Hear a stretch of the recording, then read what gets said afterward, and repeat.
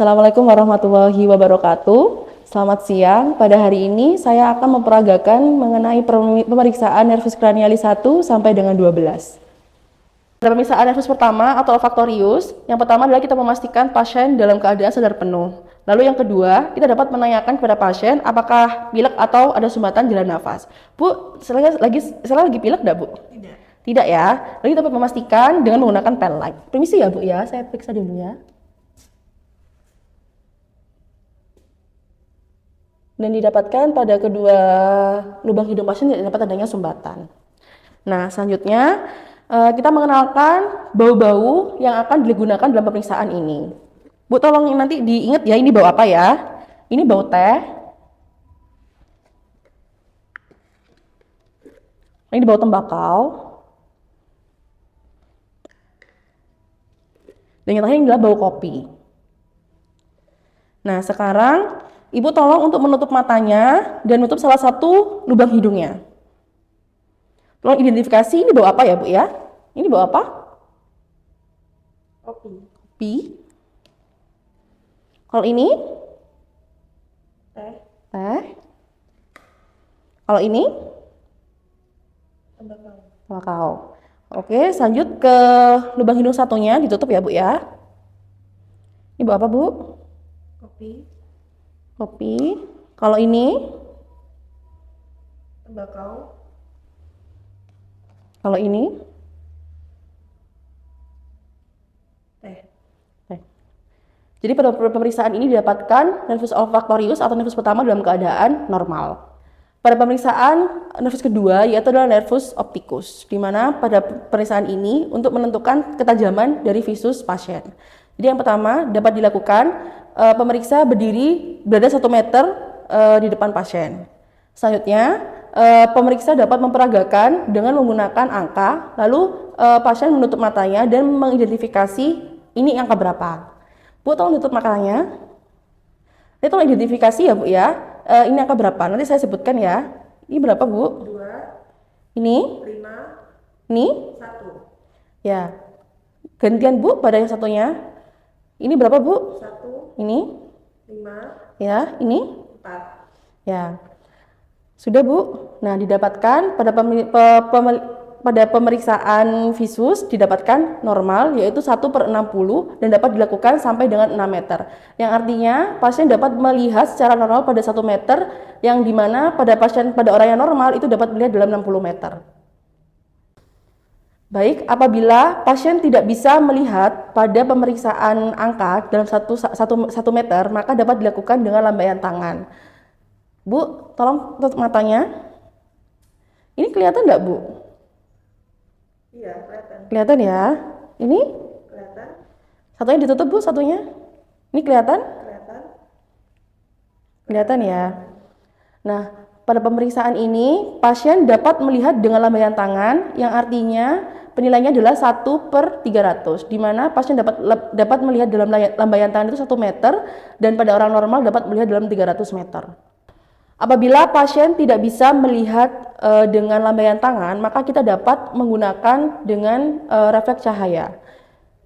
Misi ya, Bu ya, mata sebelahnya ditutup juga, dan kita dapat melakukan pemeriksaan dalam 30 cm. Ini terlihat, Bu? Terlihat Dari arah mana? dari arah depan, Terlihat dari arah mana, Bu? dari arah samping, Dan dari arah mana? dari arah bawah, Ya. Kalau ini dari arah mana? dari arah atas, Ya. Untuk satunya ditutup, Bu. Ini dari arah mana, Bu? dari bawah, Ini? dari samping, Ini? dari atas, Ini, Bu? dari bawah. Ya.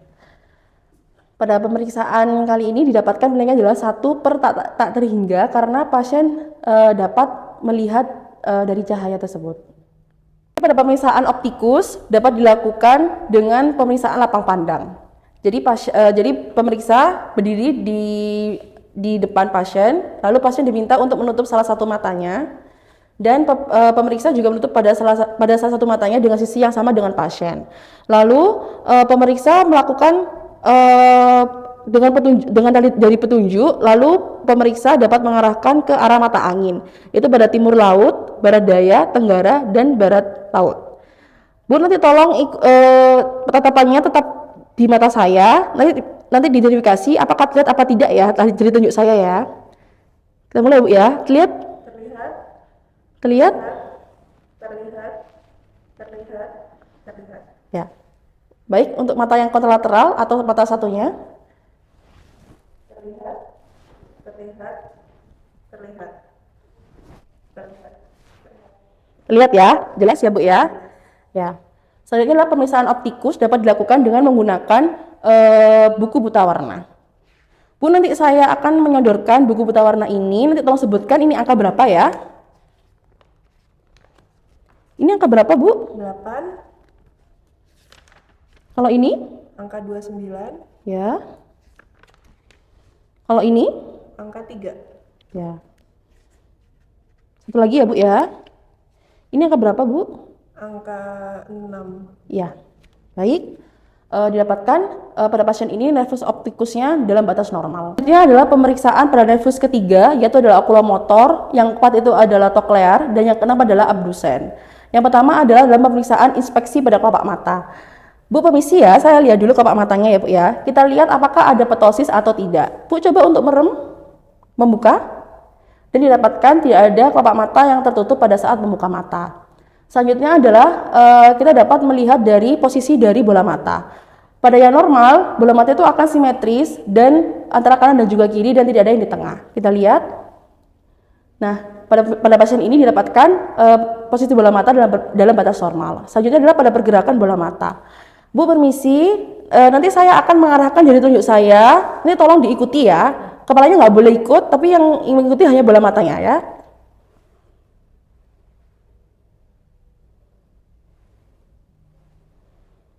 Nah, didapatkan pada pergerakan bola mata dalam batas normal, pasien dapat mengikuti arah dari telunjuk dari pemeriksa. Selanjutnya adalah pemeriksaan refleks cahaya. Pemeriksaan refleks cahaya dapat dilakukan secara langsung dan konsensual. Jadi pada pemeriksaan langsung, kita dapat mengarahkan cahaya dari lateral menuju medial pada mata yang salah satu sisi. Kita lihat apakah ada miosis dari pupil atau tidak. Selanjutnya sama, kita ada miosis pupil atau tidak. Jadi pada pemeriksaan refleks cahaya langsung positif. Selanjutnya adalah pemeriksaan refleks cahaya konsensual, di mana kita melihat miosis pada pupil mata yang tidak disinari oleh cahaya. Isi ya Bu ya. Kita mengarahkan cahaya dari mata kanan, lalu kita dapat melihat pupil dari mata kiri. Apakah miosis atau tidak? Selanjutnya dapat dilakukan secara bergantian. Nah, pemeriksaan konsensual dalam batas normal. Selanjutnya, dalam pemeriksaan nervus ketiga, 4, dan juga 6, kita dapat melihat tes konvergensi dan juga akomodasi mata. Jadi pada pemeriksaan konvergensi, pasien diminta untuk mengikuti jari telunjuk dari pemeriksa. Boleh tolong diikuti ya Bu ya. Dan kita mengarahkan ke arah hidung pasien. Nah, selanjutnya dikatakan konvergensi apabila mata dapat mengikuti jari telunjuk pemeriksa sampai dengan ke hidung dan bola mata berada di tengah. Jadi konvergensinya positif. Lalu pada pemeriksaan akomodasi mata, kita dapat melihat miosis pada pupil pada saat pemeriksaan konvergensi. Bisa Bu ya. Dan didapatkan pupil pada saat pemeriksaan konvergensi dalam positif, sehingga daya akomodasi mata juga positif. Selanjutnya adalah pemeriksaan pada nervus kelima, yaitu trigeminalis, di mana pada nervus trigeminalis ini memiliki 3 cabang, yaitu cabang N5.1 yaitu ophthalmicus, yang kedua adalah maxillaris, dan yang ketiga adalah mandibula. Nah, pada pemeriksaan nervus trigeminalis ini ada beberapa, yaitu sensoris, motoris, refleks masseter dan juga mandibula, serta refleks kornea. Jadi yang pertama adalah pemeriksaan refleks sensoris, di mana kita melakukan pemeriksaan pada cabang-cabang nervus trigeminalis. Jadi yang pertama adalah cabang dari ophthalmicus, yaitu di bagian frontal sampai dengan di bawah dari hidung. Lalu kalau misalnya yang cabang dari maksila, yaitu di bawah hidung sampai dengan nasolabia, dan kalau mandibula, yaitu pada sisanya di sebelah sini. Nah, selanjutnya kita melakukan dengan kapas yang telah dipilih, lalu kita mengoreskan pada cabang-cabang trigeminalis. Ibu permisi, nanti saya ini dirasakan dulu ya. Rasa nggak Bu? Rasa tolong diidentifikasi kerasa apa enggak ya. Mulai Bu. Bisa Bu ya. Rasa Bu, rasa. Ada rasa nyeri enggak Bu? Tidak ada. Dada ya. Selanjutnya ini kerasa Bu, rasa. Dada yang rasa nyeri ya. Nah, pada pemeriksaan sensoris didapatkan dalam batas normal dan tidak terdapat adanya trigeminalis neuralgia karena pasien tidak merasa nyeri. Lalu, selanjutnya pada pemeriksaan nervus trigeminalis terdapat ada pemeriksaan motorik di mana kita melakukan kontraksi pada otot-otot yang dipersarafi oleh nervus trigeminalis, yaitu ada nervus temporalis, ada muscularis masseter dan ada musculus pterygoideus lateralis. Nah, untuk pemeriksaan temporalis dan juga masseter, pasien diminta untuk melakukan gigitan pada gigi. Jadi gigi atas dan gigi bawah itu dia beradu. Coba Bu menggigit. Lalu kita merasakan apakah ada kontraksi dari temporalis dan juga masseter. Lalu kita bandingkan kanan dan juga kiri. Dan pemeriksaan temporalis dan masseter dalam batas normal. Selanjutnya, untuk pemeriksaan pterygoideus lateralis, pasien diminta untuk membuka mulut. Dibuka ya mulutnya ya. Lalu sama kita bandingkan kanan dan kiri, apakah ada kontraksi yang berbeda atau kelemahan. Seperti sangat tidak. Nah, dalam pemeriksaan ini, pemeriksaan pterygoideus lateralis dalam batas normal. Nah, selanjutnya pada pemeriksaan nervus trigeminalis, kita dapat melakukan refleks pada masseter atau mandibula. Jadi pasien diminta untuk membuka mulutnya, lalu kita tempelkan jari kita di dagu pasien, lalu kita dapat mengetok dengan menggunakan hammer reflex. Nah, didapatkan gerakan minimal dari mulut. Apabila ada lesi, maka pasien itu akan menutup mulut dengan cepat. Sudah ada pemeriksaan dari refleks kornea, di mana kita dapat melakukan pemeriksaan dengan menggunakan kapas yang telah dipilin. Selanjutnya kita dapat menggoreskan pada kornea di sekitar limbus. Lalu kita lihat respon dari pasien. Bu permisi ya, nanti pemirsaannya agak tidak nyaman, tapi tolong ditahan ya Bu ya. Bisa Bu ya, kita goreskan pada kornea di sekitar limbus. Nah, didapatkan responnya positif, jadi pasien berkedip pada saat diberikan refleks kornea. Lalu kita dapat melakukan pemeriksaan dari nervus ketujuh, yaitu nervus facialis, di mana yang pertama kita dapat menginspeksi dari wajah pasien apakah simetris antara kanan dan juga kiri, dan apakah ada terdapat kelemahan dari kanan atau kiri. Permisi ya Bu ya, saya lihat dulu ya. Dan pada pemeriksaan kali inspeksi didapatkan dalam batas normal. Selanjutnya adalah kita dapat melakukan pengecekan kontraksi dalam otot-otot pada nervus facialis. Jadi yang pertama, Bu coba untuk mengurutkan dahi. Ya, jadi pada kontraksi musculus corrugator supercilii dalam batas normal. Bu lalu dapat mengangkat alis. Kita bandingkan kanan dan kiri. Lagi Bu. Nah, didapatkan pada musculus frontalis dalam batas normal. Selanjutnya pasien dapat membuka atau menutup dari mata. Bu coba Bu menutup mata, membukanya. Nah, kita bandingkan kanan dan kiri, didapatkan adanya kontraksi pada musculus orbicularis dalam batas normal. Selanjutnya pasien dapat tersenyum. Bu senyum Bu. Ya, kita bandingkan dari kanan dan kiri, didapatkan pada musculus zygomaticus dalam batas normal. Selanjutnya pasien dapat mencucu Bu. Nah, kita bandingkan kanan dan juga kirinya, didapatkan pada pemeriksaan ini musculus buccinator dalam batas normal. Selanjutnya adalah pemeriksaan pengecapan, di mana pemeriksaan ini digunakan untuk melihat apakah ada lesi dari 2/3 anterior dari nervus facialis. Jadi kita dapat mengenalkan beberapa rasa seperti asam, manis, asin, dan juga pahit pada pasien. Lalu nanti pasien diminta untuk mengidentifikasi dari rasa-rasa tersebut.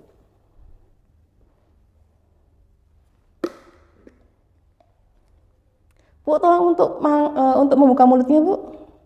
Ini coba dirasakan rasa apa, Bu? Manis. Manis ya.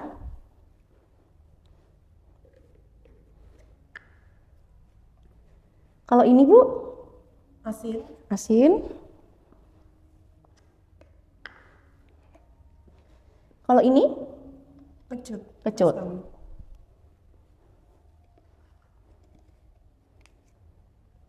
Kalau ini? Manis. Manis ya.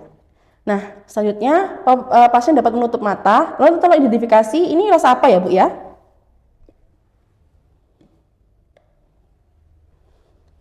Ini rasa apa, Bu? Asin. Asin.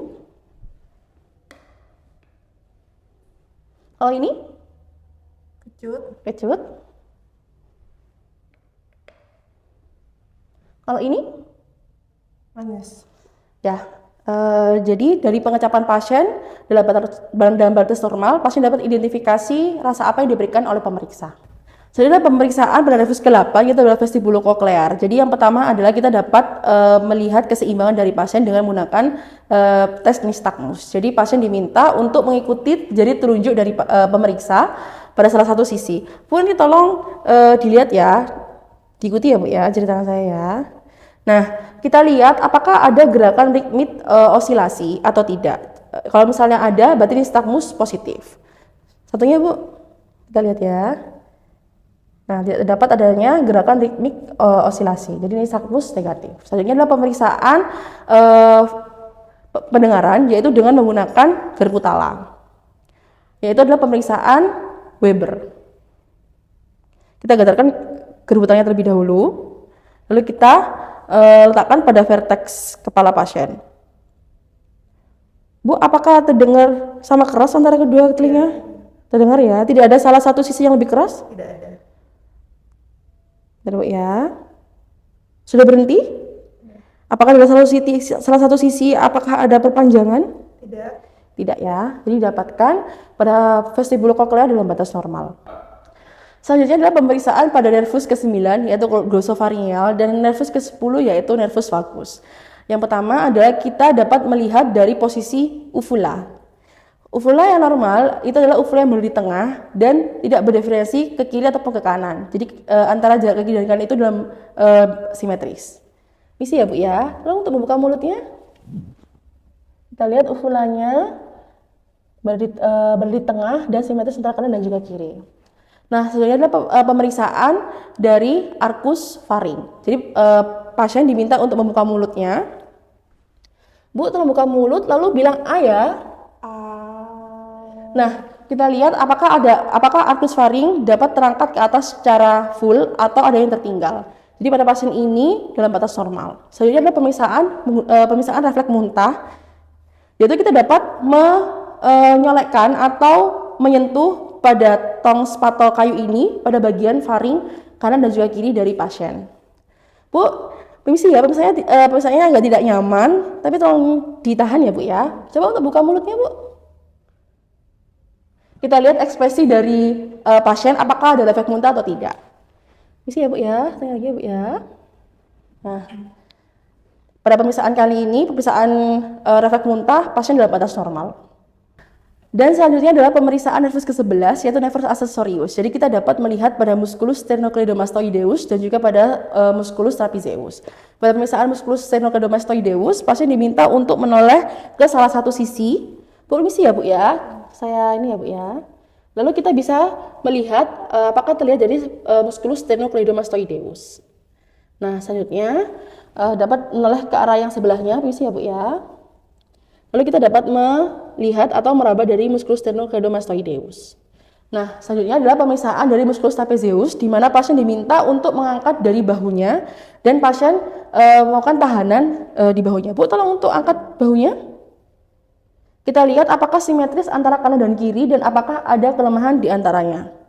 Jadi pada pasien ini dalam batas normal, pasien dapat mengangkat bahu dengan simetris. Selanjutnya adalah kita dapat melakukan pemeriksaan pada nervus ke-12 yaitu nervus hypoglossus. Jadi yang pertama adalah inspeksi pada lidah pasien apakah terdapat adanya lesi atau tidak. Pada lidah yang mengalami lesi, dia akan berdiferensiasi pada sisi yang sehat. Bu, tolong untuk membuka mulutnya.